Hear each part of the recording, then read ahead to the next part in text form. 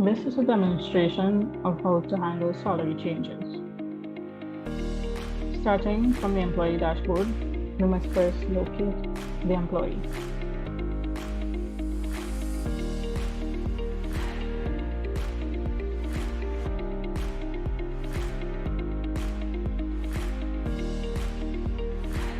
There are two ways in which we can reflect salary changes. The first being from the basic information tab, we can simply create new salary from, or we can go to the salary history tab and do the same. Now let us assume that it is the beginning of a new month and Joseph is getting a salary increase. We are presented with the all too familiar salary form. We must go ahead and fill it out accordingly.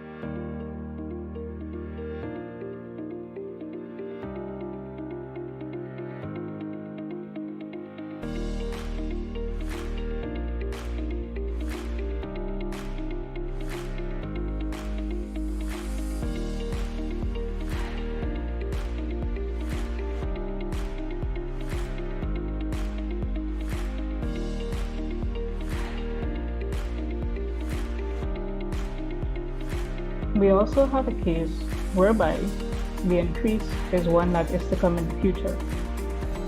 In that case, we have a different approach.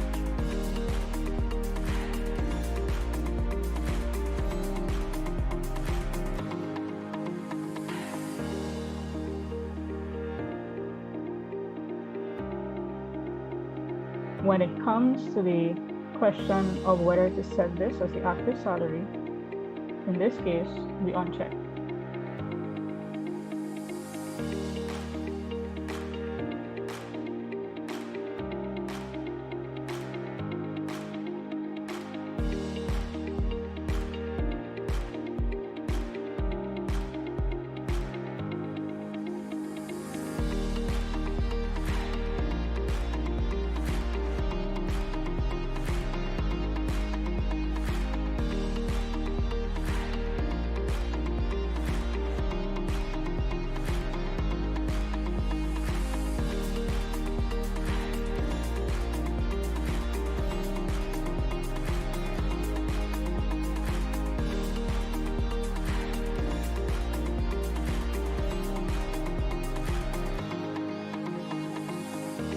Whenever the time comes to set this as the active salary, you simply locate the salary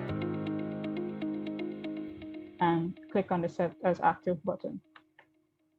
We'll then be prompted to provide an end date for the currently active salary.